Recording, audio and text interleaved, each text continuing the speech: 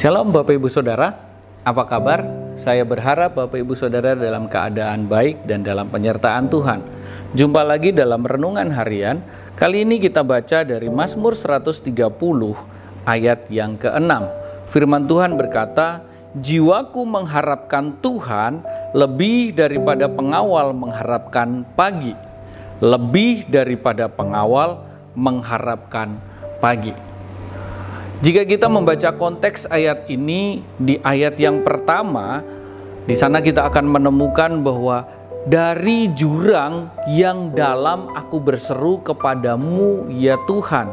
Ini mau memberitahu bahwa kondisi pemazmur ada dalam jurang yang dalam. Jika kita membaca versi firman Allah yang hidup, kita akan menemukan bahwa di sana jurang yang dalam yang dimaksud oleh pemazmur adalah dasar keputusasaanku. Jadi bukan hanya dalam kondisi yang terpuruk, tetapi dia juga dalam kondisi yang putus asa. Namun dalam keputusasaannya itu dia berseru. Apa yang membuat dia berseru? Ternyata kita dapat menemukan alasannya di ayat yang ketiga. Firman Allah yang hidup berkata seperti ini, "Tuhan, jika Engkau selalu mengingat dosa-dosa kami, siapakah yang akan didengar doa-doanya?" Pemazmur ingin memberitahu bahwa dia dalam dasar keputusasaan karena dia menyadari akan kesalahan dan dosa-dosanya. Dia tahu dengan benar bahwa Tuhan sanggup mengingat semua dosa yang dia lakukan. Namun dalam kondisi yang seperti itu dia juga menyadari bahwa ketika dia berdosa seharusnya dia tidak layak dijawab doanya. Tapi menariknya pada ayat yang keempat, firman Allah yang hidup memberitahu bahwa tetapi Engkau Maha Pengampun, supaya orang takut dan hormat kepadamu. Ayat yang kelima, itulah sebabnya aku menanti dengan penuh harap dan percaya bahwa Allah akan menolong aku karena Ia telah berjanji.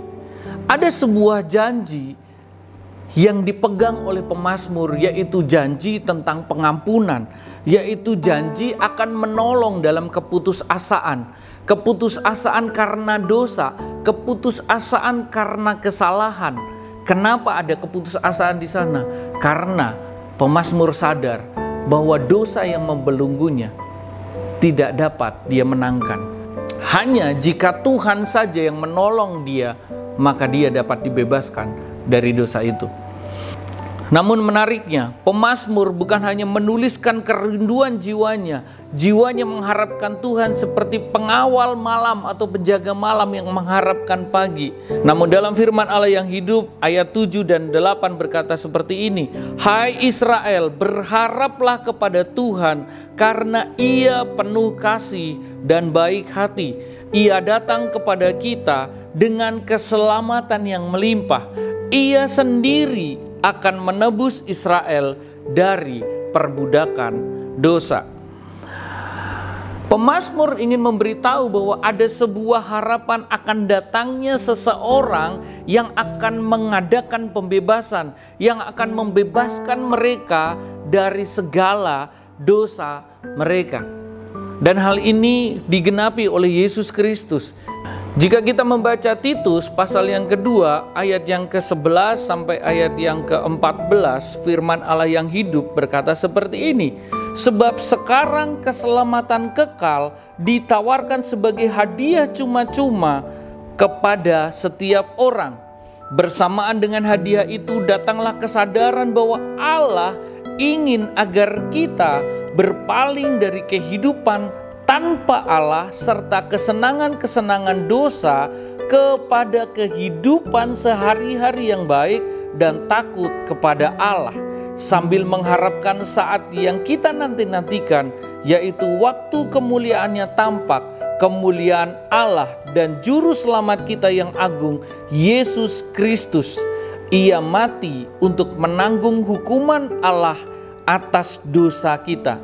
Dengan demikian Ia dapat menyelamatkan kita dari kejatuhan ke dalam dosa yang terus-menerus dan menjadikan kita umatnya sendiri dengan hati yang disucikan dan kegairahan untuk berbuat baik terhadap orang lain.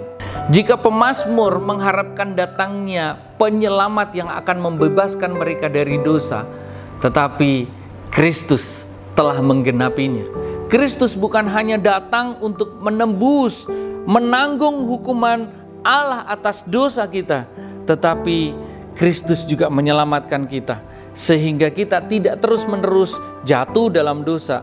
Dia juga menjadikan kita menjadi umatnya sendiri, dan dengan hati yang baru yang Dia berikan, ada kegairahan untuk kita meninggalkan dosa itu dan melakukan hal-hal yang baik ke depan sana.